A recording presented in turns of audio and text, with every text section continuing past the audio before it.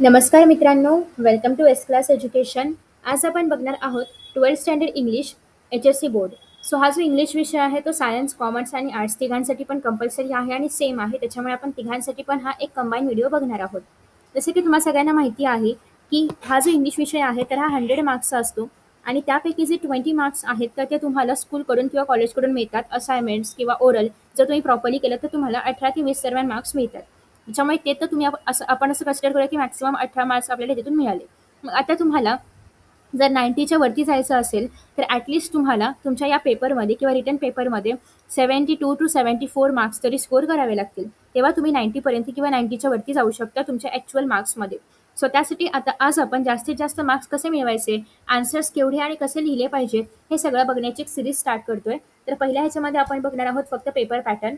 Next व्हिडिओमध्ये तुम्हाला पाहायला मिळेल की क्वेश्चन पेपर कसा असतो आणि आन्सर्स कसे लिहिले पाहिजेत. माझ्याकडे एक मॉडेल आन्सर शीट आहे, त्याच्या आधारे आपण हे बघणार आहोत. सो सगळ्यात पहिला आपला जो सेक्शन आहे तर तो आहे प्रोज सेक्शन. प्रोज म्हणजेच काय, पॅसेजचा सेक्शन. आता हा जो पॅसेजचा सेक्शन आहे तर त्याच्यामध्ये किती प्रश्न असतात, तर पहिला जो क्वेश्चन आहे that is question number 1A. आता हा जो क्वेश्चन नंबर 1A आहे याच्यामध्ये तुम्हाला तुमच्याच टेक्स्टबुकमधलं जो तुमचा टेक्स्टबुक आहे त्याच्यामधले जे पॅसेजेस आहेत जे की तुम्ही रीड केलेले आहेत, ज्याला आपण टेक्स्चुअल पॅसेज म्हणतो, तर तेच या ठिकाणी दिले जातात. त्याच्यामध्ये साधारणतः 275 ते 300 शब्द असतील. म्हणजे किती मोठा असतो, तर पॅसेज साधारणतः तुमची जी प्रश्नपत्रिका असते, तुम्ही पाहिली असेल एखादी प्रश्नपत्रिका, त्याचं जे पहिलं पान असतं ते पूर्ण भरून पॅसेज असतो. ठीक आहे. तुम्ही जर बोर्डाची प्रश्नपत्रिका पाहिली असेल तर ती खूप मोठी नसते. A4 साईजचा पेपर असतो, त्याच्यामध्ये पण अक्षरं मोठी मोठी असल्यामुळे पहिलं पान फक्त भरलेलं असतं पॅसेजने. ठीक आहे.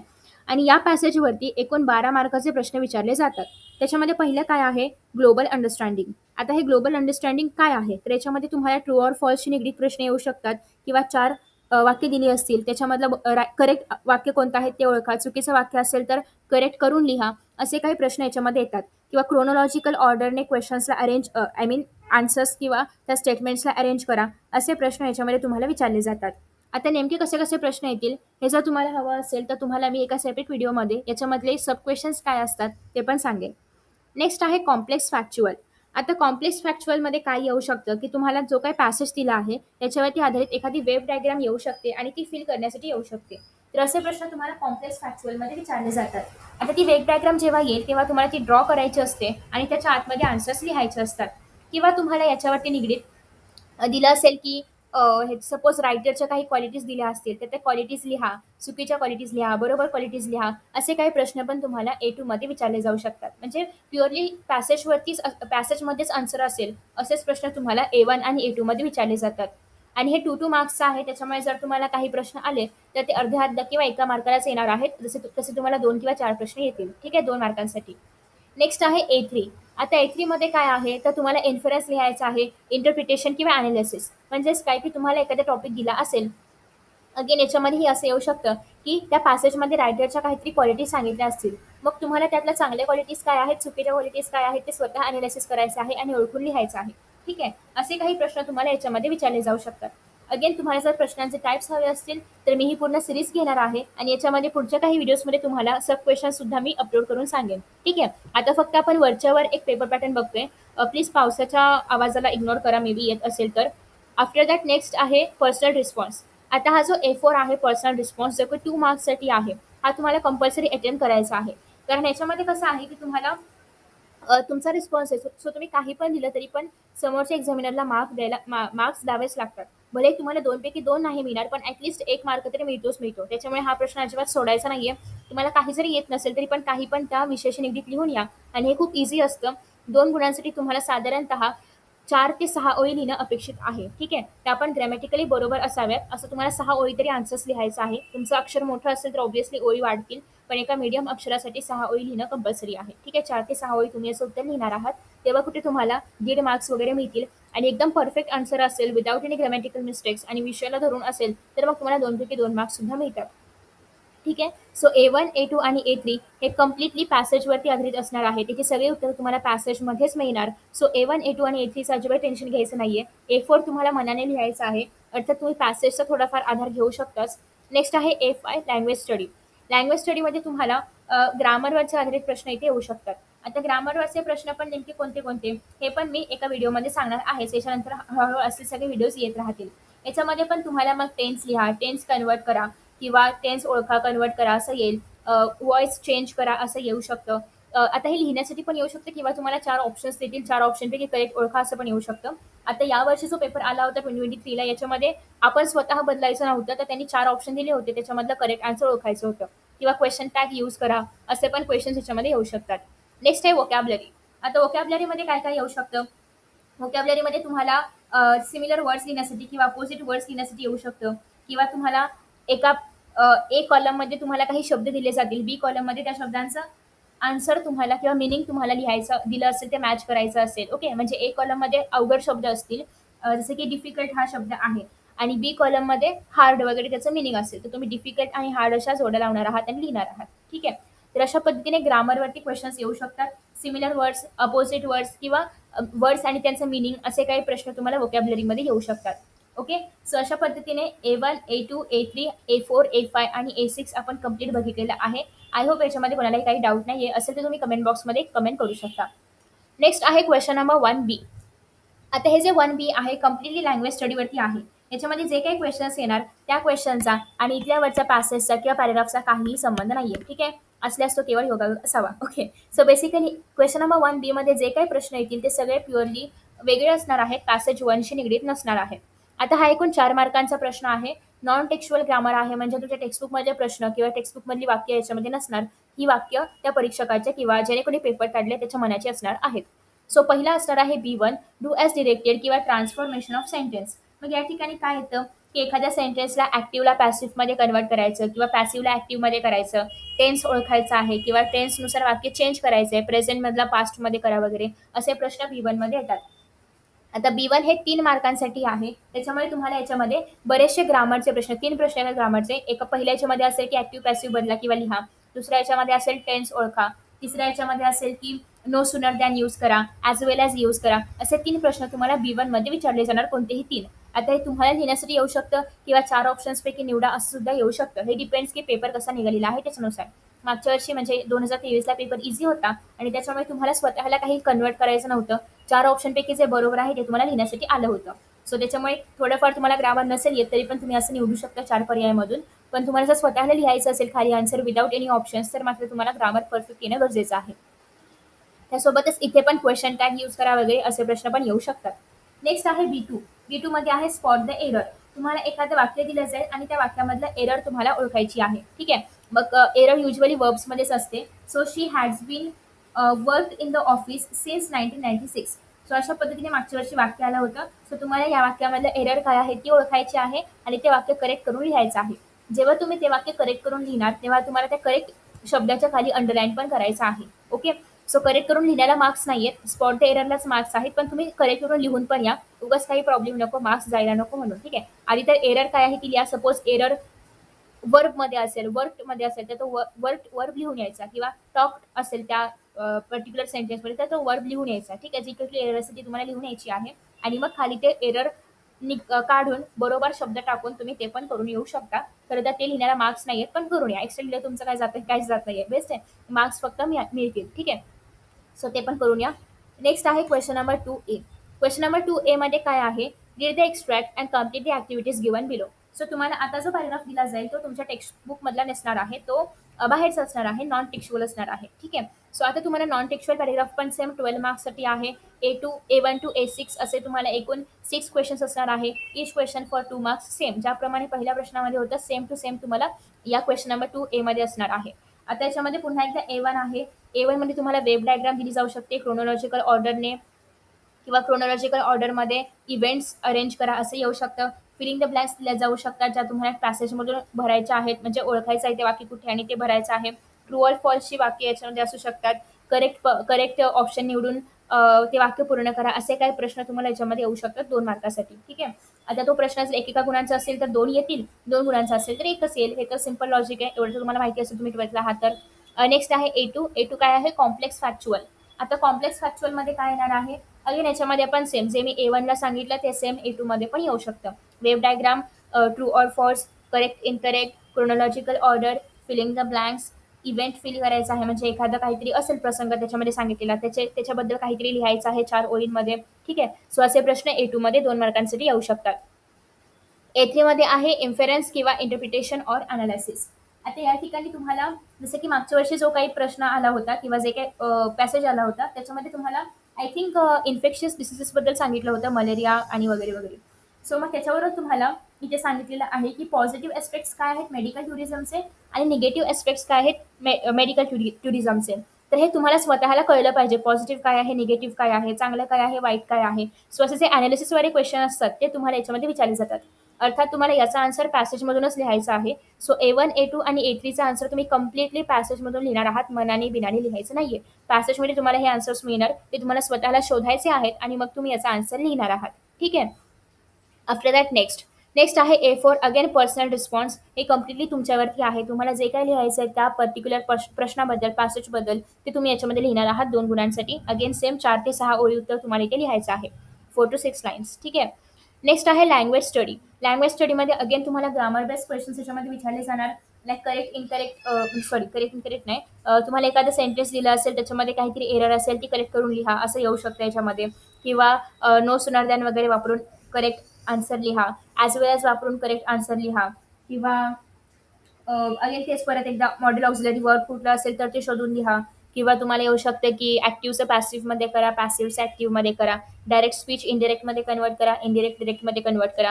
अशा पद्धतीने बरेचसे प्रश्न तुम्हाला याच्यामध्ये येऊ शकतात. Again same question tag use करा वगैरे पण प्रश्न याच्यामध्ये येऊ शकतात. नेक्स्ट आहे A6 मध्ये आहे वोकॅब्युलरी. वोकॅब्युलरीमध्ये तुम्हाला काय येऊ शकतं की पॅसेजमधून मिनिंग दिलं जाईल, आधी तुम्हाला प्रश्नामध्ये मिनिंग दिलं जाईल आणि पॅसेजमध्ये या मिनिंगचा कुठला शब्द आहे तो ओळखून लिहा. किंवा एक शब्द दिला जाईल, या शब्दाचं मिनिंग काय आहे पॅसेजमधून ते ओळखून लिहा. किंवा सिमिलर वर्ड्स लिहा, अपोजिट वर्ड्स लिहा, अँटोनिम लिहा, सिनोनिम लिहा. असे प्रश्न तुम्हाला वोकॅब्युलरीमध्ये येऊ शकतात. ठीक आहे. सो हे झालं 2 मार्क्ससाठी. नेक्स्ट आहे समरी रायटिंग. आता तुम्हाला हा जो पॅसेज दिला होता, ठीक आहे, जो आता तुम्हाला नॉन टेक्स्च्युअल पॅसेज दिला होता याचाच तुम्हाला समरी लिहायची आहे. समरीला टायटल देणं गरजेचं आहे. समरी लिहिताना तुम्हाला खाली काही पॉईंट्स दिले जातात, दिले असतील तर पॉईंट्स वापरून समरी लिहायची, ते पॉईंट्स समरीमध्ये आलेच पाहिजेत. पॉईंट्स दिले नसतील तर तुम्ही मनाने समरी लिहू शकता. हे समरी 3 मार्क्ससाठी आहे. समरी खूप मोठी लिहायची नसते. पॅसेज साधारणतः 300 शब्दांचा आहे, त्याच्यामुळे समरी तुम्हाला 100 शब्दांमध्ये कंप्लीट करायची असते. Summary is always 1/3 of the passage. ठीक आहे. पॅसेज 300 शब्दांचा असेल तर समरी तुम्हाला 100 शब्दांमध्ये कंप्लीट करायची आहे. आता तुम्ही प्रत्येक शब्द मोजणार नाही आहात, पण ॲटलिस्ट घरी तुम्ही अंदाज काढू शकता की 100 शब्द लिहायला मला किती ओळी लागतात. हे ऑब्व्हियसली तुमच्या हँडरायटिंगवरती आहे किंवा तुम्ही ज्या पद्धतीने लिहिताय स्पेसमध्ये सोडून वगैरे त्यानुसार. पण 100 शब्दांपर्यंत समरी असली पाहिजे आणि 100चे 150 पण होऊ शकतात, नो प्रॉब्लेम, पण 100 शब्दांपर्यंत मिनिमम असली पाहिजे. ठीक आहे. आणि समरीला टायटल कंपल्सरी द्यायचं आहे. समरी लिहिताना पॅरेग्राफमधलेच पॉईंट्स वापरायचे, स्वतःचे मनाचे पॉईंट्स तुम्ही ते नाही वापरू शकत. जर तुम्हाला प्रश्नामध्ये काही पॉईंट्स दिले असतील समरीच्या खाली कुठले पॉईंट्स तुम्ही समरीमध्ये इन्क्लूड करायचे तर ते पॉईंट्स इन्क्लूड झालेच पाहिजेत. ठीक आहे. अशी ही समरी आहे 3 मार्कांची. जर तुम्ही एकदम प्रॉपर लिहिलीत, सगळे पॉईंट्स इन्क्लूड केलेले आहेत, टायटल पण प्रॉपरली दिले तर तुम्हाला 2.5 मार्कांपर्यंत म्हणजे 2.5 मार्क आरामात मिळू शकतात. तुमचं हँडरायटिंग सुंदर असेल, प्रेझेंटेशन सुंदर असेल तर तुम्हाला 3 मार्क सुद्धा मिळतात. ठीक आहे.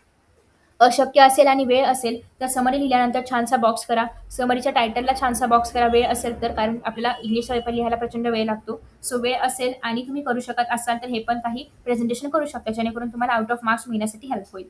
ओके. त्याच्यानंतर पुढे आता आहे माइंड मॅपिंग.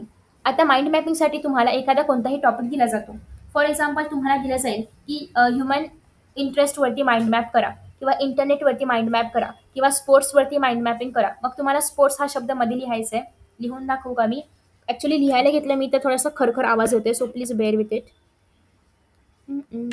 हां, इथे सपोज जर मी गेम्स लिहिलं, अरे लिहितच नाही आपण, एक मिनटं. सपोज जर तुम्ही मध्ये गेम्स लिहिलं, तुम्हाला गेम्स हा विषय दिला, तुम्ही मध्ये गेम्स लिहायचे आणि गेम्सला ॲरोज करायचे आणि मग प्रत्येक ॲरोवरती गेम्सची निगडीत, मग गेम्स आउटडोर असतात, इनडोर असतात वगैरे, हे तुम्हाला करायचं आहे. आता पेन उठत नाहीये, पण मी माइंड मॅपिंगवरती एक स्वतंत्र असा व्हिडिओ तयार केला आहे. खूप सारे आय थिंक मी 2 ते 3 एक्झाम्पल्ससुद्धा घेतलेले आहेत. कुठे मार्क्स जाऊ शकतात आणि मार्क्स प्रॉपर 3 पैकी 3 कसे स्कोर करायचे हे पण मी त्या व्हिडिओमध्ये सांगितले. इथे कुठेतरी आय आयकॉनमध्ये तुम्हाला त्याचं लिंक बघायला मिळेल किंवा डिस्क्रिप्शन बॉक्समध्ये मी इंग्लिशची प्लेलिस्ट बनवलेली आहे, त्याच्यामध्ये लिंक बघू शकता.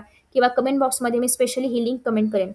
त्यासोबतच समरी रायटिंगवरती मी सेपरेट व्हिडिओ बनवणार आहे, तो पण तुम्ही चेकआउट करू शकता.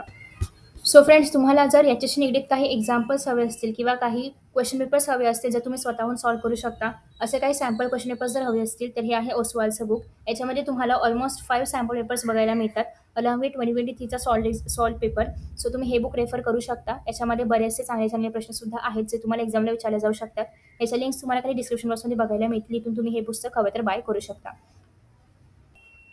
सो माइंड मॅपिंग हा 3 गुणांसाठी आहे आणि या ठिकाणी तुम्हाला 3 पैकी 3 गुण मिळतात, फक्त तुम्ही विषयाला अनुसरून लिहिलं तर. आणि ऑलमोस्ट सगळ्यांना मिळतातच आणि सगळे लिहितातच, कारण हे तुमच्यावरती आहे कसं काय मॅप तयार करायचं, डिझाईन वगैरे कशी बनवायची, हे पण मी त्याच व्हिडिओमध्ये सांगितले. सो प्लीज तो व्हिडिओ चेकआउट करा. 3 पैकी 3 मार्क तुमचे अगदी पक्के होतील तुम्ही तो व्हिडिओ पाहिला तर, आणि त्याप्रमाणे ऑब्व्हियसली लिहिलं तर पेपरमध्ये. नेक्स्ट आहे section 2. So in this way आपला सेक्शन 1 कंप्लीट झाला आहे, ज्याच्यामध्ये आपण passage, textual, non textual, mind mapping, summary, grammar सगळं काही पाहिलं. आता सेक्शन 2 आहे पोएट्री आणि अप्रिसिएशन. सो सेक्शन 2 मध्ये काय काय आहे? क्वेश्चन नंबर 3A, याच्यामध्ये तुम्हाला एक पोयम दिली जाईल तुमच्या टेक्स्टबुकमधली. 10 ते 15 ओळींची हे पोयम असणार आहे साधारणतः, आणि 10 मार्क्सचं हे एकूण पोयम असणार आहे. पोयमवरचे क्वेश्चन्स 10 मार्क्सचे असणार आहेत. या ठिकाणी पण A1, A2, A3, A4 असं A5 पर्यंत आहे. इच क्वेश्चन 2 मार्क्ससाठी, आणि अशा पद्धतीने हे 10 मार्क्स तयार होतात.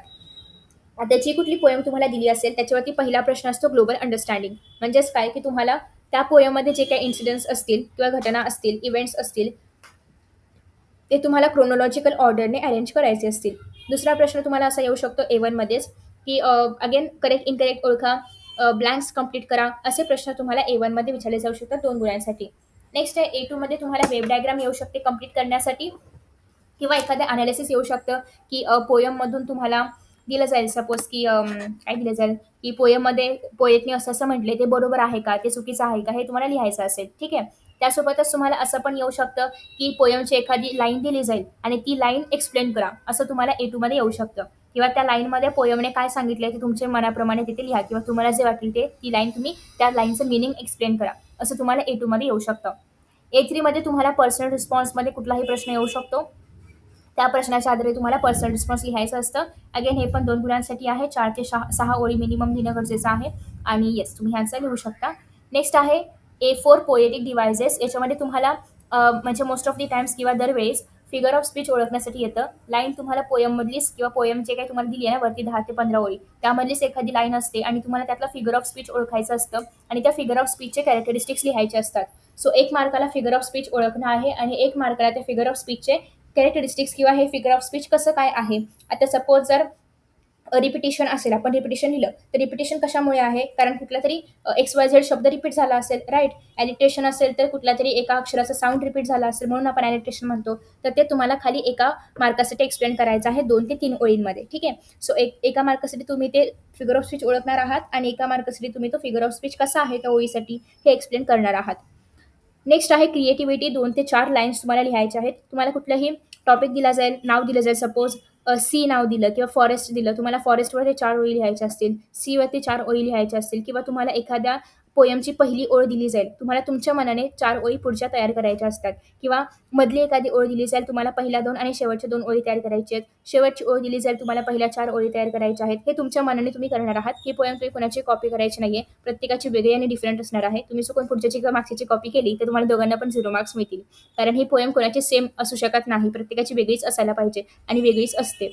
ठीक आहे. सो 2 मार्कासाठी तुम्हाला 4 ओळींची पोयम लिहायची आहे. 2 ते 4 ओळी म्हणजे 3-4 ओळी लिहू शकतो तुम्ही आरामात. सो 4 पेक्षा जास्त लिहिलं तरी पण चालतं, उलट ते बेस्ट आहे, जास्त जेवढं लिहाल तेवढं, पण वेळ असला पाहिजे. आणि पोयममध्ये खाडाखोड करू नका. पोयमला नाव द्या. त्यांनी दिलं नसेल तर आपण नाव द्यायचं, म्हणजे त्यांनी पोयमची ओळ दिली असेल टायटल न देता तर आपण पोयमला नाव द्यायचं. त्यांनी टायटल दिलं असेल तर मग आपल्याला द्यायची गरज नाही, फक्त ते लिहा तुमच्या पेपरवरती की असं असं टायटल आहे, आणि तुम्ही खाली 4 ओळी लिहिताय. ठीक आहे. नेक्स्ट आहे क्वेश्चन नंबर 3B अप्रिसिएशन. अप्रिसिएशनसाठी तुम्हाला अगेन 10 ते 15 ओळींची पोयम दिली जाईल, जी क्वेश्चन नंबर 3A मध्ये नव्हती, ती आता दिली जाईल. ठीक आहे. सेम पोयम दिली जात नाही. क्वेश्चन नंबर 3A ला वेगळी पोयम असते क्वेश्चन आणि आन्सरसाठी. क्वेश्चन नंबर 3B ला अप्रिसिएशनला वेगळी पोयम असते. अप्रिसिएशन एकूण 4 पॉईंट्सचं आहे, आणि अप्रिसिएशनला तुम्हाला बऱ्याचदा पॉईंट्स दिले जातात, पण काही वेळेस दिले पण जात नाहीत. मागच्या वर्षी 2023ला पॉईंट्स दिले नव्हते, त्याच्यामुळे तुमचे पॉईंट्स पाठ असले पाहिजेत. काय काय असतं? पोएट, पहिल्यांदा पोयमचं title, so title of poem. Second तुम्ही लिहिणार आहात नेम ऑफ पोएट. त्याच्यानंतर central theme of the poem. त्याच्यानंतर हे पोएटिक डिव्हायसेस कुठले वापरलेत, म्हणजे फिगर ऑफ स्पीच कुठला वापरलेला आहे. त्याच्यानंतर राईम स्कीम काय आहे, तुम्हाला पोएम आवडली की नाही किंवा पोएममध्ये अजून काय असायला पाहिजे होतं, हे सगळं तुम्ही लिहिणार आहात. ॲप्रिसिएशनचे पॉईंट्स कोणते आहेत आणि ॲप्रिसिएशन कसं लिहायचं याच्यावरती पर्सनल व्हिडिओ मी अपलोड करणार आहेच. सो तोपर्यंत तुम्ही लक्षात ठेवायचं आहे की कोणत्याही पोएमवरचं ॲप्रिसिएशन येऊ शकतं. पॉईंट्स तुम्हाला पाठ करायचे आहेत, हे लोकं देतील असं यांच्यावरती विश्वासावरती राहू नका. कारण मागच्या वर्षी असं वाटलं होतं की पॉईंट्स देतील, पण यांनी दिले नव्हते. सो त्याच्यामुळे पॉईंट्स पाठ करणं प्रचंड गरजेचं आहे, अलॉंग विथ त्याचा आन्सरसुद्धा. आणि हे 4 मार्कांसाठी आहे आणि उत्तर चांगलं दीड पानभर येतं, म्हणजे एक पान पहिलं पूर्ण आणि मागचं अर्ध पान. सो एवढं दीड पानाचं उत्तर तुम्हाला 4 मार्कांसाठी लिहायचं असतं. सगळे पॉईंट्स कव्हर करायचे असतात. ठीक आहे. तेव्हा कुठे 3.5-4च्या आसपास मार्क्स मिळतात. आणि बरोबर असलं पाहिजे, काही पण चुकलं तर तुमचे मार्क्स त्या ठिकाणी जाऊ शकतात. आफ्टर दॅट नेक्स्ट आहे section 3 writing skills. So writing स्किल्सचा एकूण सेक्शन 16 मार्क्सचा आहे. आता याच्यामध्ये तुम्हाला question number 1, question number 4A, 4B, 4C आणि 4D असे 4 प्रश्न असतात.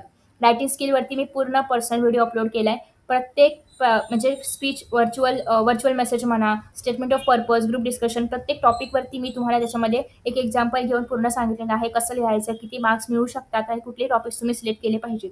त्या व्हिडिओची लिंक पण तुम्हाला खाली डिस्क्रिप्शन बॉक्समध्ये किंवा कमेंट बॉक्समध्ये मिळेल. प्लीज तो व्हिडिओ पहा. याच्या आधी आय डोंट थिंक की कोणी अपलोड केला असेल, पण मी अपलोड केलेला आहे. प्लीज तो व्हिडिओ बघा, जेणेकरून तुम्हाला क्लिअर आयडिया मिळेल की प्रत्येक टॉपिक कसं लिहायचं आहे, स्टेटमेंट ऑफ पर्पज कसं लिहायचं, रिपोर्ट रायटिंग, इंटरव्ह्यू, ईमेल, सगळे टॉपिक्स मी अपलोड केलेले आहेत एकाच व्हिडिओमध्ये.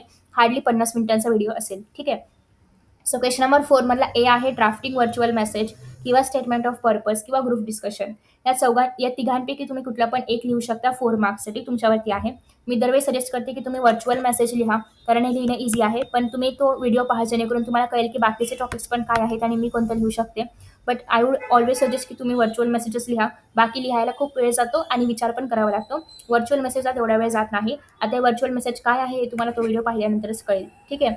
नेक्स्ट आहे बी मध्ये, एकतर ईमेल लिहा, रिपोर्ट लिहा किंवा इंटरव्ह्यू लिहा. तिघांपैकी कोणतं पण एक लिहायचं आहे 4 गुणांसाठी. मी नेहमी सजेस्ट करते की इंटरव्ह्यू लिहा, कारण ते लिहिणं इझी आहे. हे पण मी का म्हणते तुम्हाला तो व्हिडिओ पाहिल्यानंतरच कळेल. सी आहे स्पीच कॉम्प्रेहेरिंग किंवा एक्सपान्शन ऑफ आयडिया. याच्यामध्ये स्पीच लिहिणं कम्पॅरेटिव्हली इझी आहे बाकी सगळ्यांपेक्षा आणि स्पीचमध्ये मार्क्स पण मिळतात. सो दॅट्स वाय तुम्ही या तिघांपैकी कोणतं पण एक तुमच्या सोयीनुसार डिसाईड करू शकता. डी मध्ये आहे रिव्ह्यू, ब्लॉग किंवा अपील 4 मार्क्ससाठी. अगेन मी सजेस्ट करते की तुम्ही या ठिकाणी रिव्ह्यू लिहा, but again depends on you की तुम्हाला काय आवडतं. आता नेक्स्ट आहे नॉवेल सेक्शन. तुमच्या टेक्स्टबुकच्या मागे 4 लेसन्स दिलेले आहेत नॉवेलचे. त्याच्यामधूनच नॉवेल सेक्शनमध्ये क्वेश्चन्स येतात. त्याच्यामध्ये जो पहिला लेसन आहे नॉवेलचा, introduction or history of novel, त्याच्यामधून क्वेश्चन नंबर ए मध्ये प्रश्न येणार. दुसऱ्या चॅप्टरमधून क्वेश्चन नंबर बी मध्ये प्रश्न येणार. तिसऱ्या चॅप्टरमधून क्वेश्चन नंबर सी मध्ये आणि चौथ्या चॅप्टरमधून क्वेश्चन नंबर डी मध्ये प्रश्न येणार.